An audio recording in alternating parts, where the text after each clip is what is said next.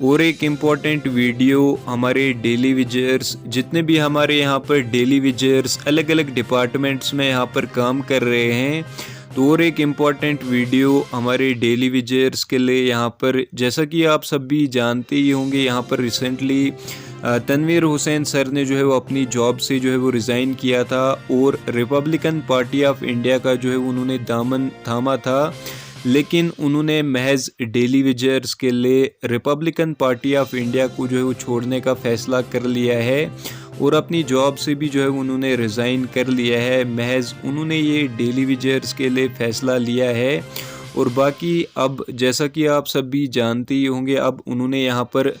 आम आदमी पार्टी को जो है वो ज्वाइन करने का फ़ैसला कर लिया है, यानी आम आदमी पार्टी उन्होंने जो है वो ज्वाइन कर ली है। तो अब इनके क्या विचार हैं हमारे डेली विजर्स के लिए, आगे आप ये वीडियो देख लीजिए। और बाकी अगर आप चैनल पर नए हो तो चैनल को भी आप ज़रूर से सब्सक्राइब करें और जितना हो सके चैनल को सपोर्ट करें, क्योंकि यहाँ पर हम आपकी आवाज़ जो है वो उठाते रहते हैं। तो चैनल को आप ज़रूर से सब्सक्राइब करें। और बाकी यहाँ पर ये जो तनवीर हुसैन सर ने यहाँ पर आम आदमी पार्टी ज्वाइन की है, महज इन्होंने यहाँ पर डेली विजर्स के लिए ही ये पार्टी जो है वो ज्वाइन की है, क्योंकि आम आदमी पार्टी ही ऐसी पार्टी है जो, तो इसीलिए इन्होंने ये पार्टी जो है वो ज्वाइन की है। तो आगे आप ये वीडियो देख लीजिए और अगर आप चैनल पर नए हो तो चैनल को भी सब्सक्राइब कर लें। तो लगभग आज ऑलमोस्ट फाइनल टच हो गया हमारा। रात को हमारी ट्रेड यूनियंस की मीटिंग देर तक चली। हमारे जो प्रेसिडेंट हैं स्टेट के सेवा सिंह बाली जी हैं, हमारे वाइस प्रेसिडेंट राजकुमार गोयल जी हैं, मैं और मेरे साथ और बाकी टीम जो है, लगभग हमारी पार्टी ऑफिस में रात को 10-11 तक मीटिंग चल रही है। लगभग तमाम इश्यूज़ जो है कोई डिस्कस वो कर लिए हमने। अब जैसे आपने कहा कि देखिए, तनवीर हुसैन ने अगर जॉब छोड़ी है तो डिलीवर्स के लिए छोड़ी है, और अगर हमने ये लोगों को कहा था कि तनवीर हुसैन आखिरी दम तक की लड़ाई लड़ेगा और ट्रेड यूनियन का जो पद इस पर मुझे मिला, हम चाहते तो हम इसमें और भी कोई किसी विंग में जा सकते थे, लेकिन हमें ये लगा कि कहीं ना कहीं हम उन लोगों के साथ इंसाफ नहीं कर पाएंगे। तो कहीं ना कहीं हमें ट्रेड यूनियन का जो संगठन मंत्री बनाया गया है, कुछ देख के बनाया, कुछ लड़ाई हमें लड़ी है। तो डेलीवर्स को बिल्कुल भी निराश नहीं होना चाहिए, और कल से हमारे प्रोग्राम स्टार्ट हो रहे हैं। इसके लिए हम एक मुहिम शुरू कर रहे हैं पूरे जम्मू कश्मीर में, और कल पहला प्रोग्राम हमारा जो खोड़ के अंदर होने जा रहा है ट्रेड यूनियंस का, और दूसरा प्रोग्राम 21 तारीख को रामबन में जो ज़ाहिर क़यादत हमारे स्टेट प्रेसिडेंट बाली साहब हैं, और उसके अलावा फिर हम पूरे खिता चिनाब के अंदर हम जाएंगे, डोडा है, किश्तवाड़ है, और फिर उसके बाद कश्मीर का रुख करेंगे, पूंछ में जाएंगे। तो एक बहुत बड़ा आंदोलन, जैसे हमने कहा था कि जब 75 रुपीज़ जो यहाँ की एनहेंसमेंट की थप्पड़ मारने का काम इन्होंने किया, एक पेट पे लात मारने की काम की है, तो एक बहुत बड़ी मूवमेंट खड़ी होने जा रही है, और जिसका पहला प्रोग्राम है जो कल हम लखनऊ से शुरुआत कर रहे हैं। तनवीर साहब, ये सियासी बात, देखिए जाफर साहब, अगर हमने पॉलिटिकल पार्टी ही ज्वाइन करनी होती ना, अपने बेनिफिट की होती, तो हमारे पास नेशनल कॉन्फ्रेंस का ऑप्शन था, हमारे पास बीजेपी का था, कांग्रेस का था, और आपको पता है कि उसके बाद रिपब्लिकन पार्टी इंडिया का भी मैं स्टेट प्रेसिडेंट रहा।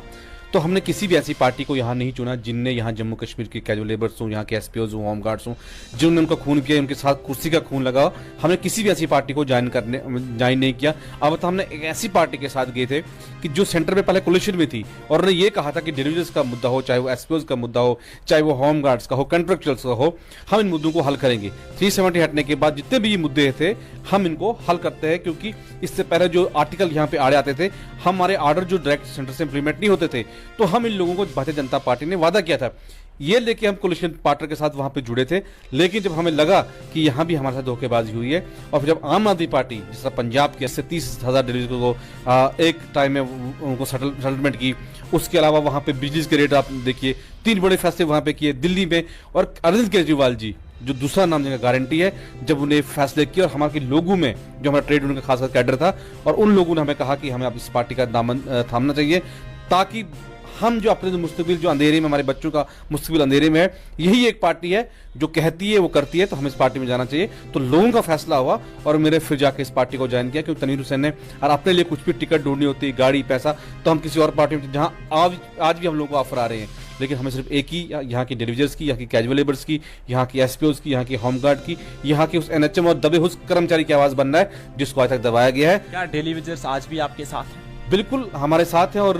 मैं जम्मू कश्मीर का यूनियन फ्रंट का प्रेसिडेंट ऑलरेडी हूँ और आप देखेंगे अब कल से हमारे प्रोग्राम शुरुआत हो रही है हमारे ट्रेड यूनियंस के, उसमें आप देखोगे खुद डिलीजर्स बाकी और पार्टी के लोग स्पोर्ट्स में निकलेंगे और उसके बाद कश्मीर के अंदर हम भी इस आंदोलन को लेकर जाएंगे। ठीक है, जब सरकार बनती, जब इलेक्शन होते हैं तब तो देखा जाएगा, लेकिन तब तक इन लोगों की जिंदगी कैसे बसर होगी उसके ऊपर जो है एक पार्टी रणनीति ऊपर हमारे ट्रेड यूनियन की रात भी मैंने कहा कि एक लंबी मीटिंग चली। और खास करके दूसरी बात मैं इसमें ऐड करना चाहता हूँ कि जब से म्युनिसिपलिटी के अंदर जो हमारा डिपार्टमेंट पीएचई चला गया है,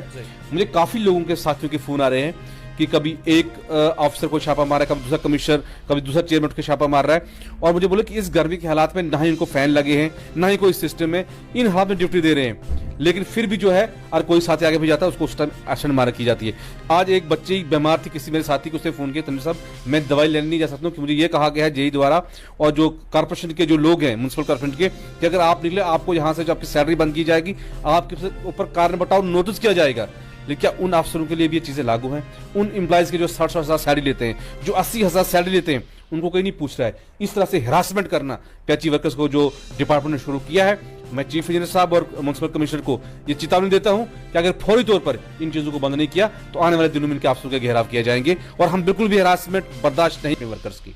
एक लंबे अरसे से बहुत दुख की बात है जफर साहब की, जिस तरह से एक बहुत बड़ा वादा किया गया था कि हम न्यू एज एक्ट में इनको लाएंगे और मेरे साथ खुद पीएमओ डॉक्टर जितेंद्र सिंह जो हैं मंत्री हैं, मैं 2021 में मेरी उनके साथ मीटिंग उनकी दिल्ली कार्यालय में हुई, मुझे बुलाया गया, वहाँ पे मेरी पूरी टीम वहाँ पे गई और ये कहा गया था कि आपको न्यू एज एक्ट दिया जाएगा, इन लोगों के लिए पॉलिसी बनाई जाएगी। और लास्ट पे जब डीडीसी इलेक्शन है, खुद बीजेपी की मैनिफेस्टो में आपने देखा होगा कि उन्होंने कहा था कि हम इनको रेगुलाइज करेंगे, इनको न्यू एज एक्ट देंगे, लेकिन आज वो ये कह रहे हैं कि कोई 500 ले रहा था जी, कोई 700 ले रहा था, इनको हमने 7,000 पे 9,000 पे पहुंचाया। लेकिन जब सब खुद जानते हैं, सारी मीडिया जानते हैं, सारे लोग जानते हैं कि डिलीवरी की लड़ाई किसने लड़ी, कहां से लोगों को संघर्ष करके हमने यहां तक पहुंचाया है। और एक ऐसा ही ट्रेड यूनियन जम्मू कश्मीर का यूनियन फ्रंट या आम आदमी ट्रेड यूनियन है जो इनकी आवाज आगे भी उठाएगी और इस मसले को हम ही लोग हल कर सकते हैं। इसलिए जम्मू कश्मीर के तमाम कैजुअल लेबर्स को फिक्रमंद होने की जरूरत नहीं है, हम उनकी लड़ाई लड़ेंगे, लेकिन लड़ाई जिनकी लड़ रहे हैं उनको भी इस लड़ाई में कूदना पड़ेगा।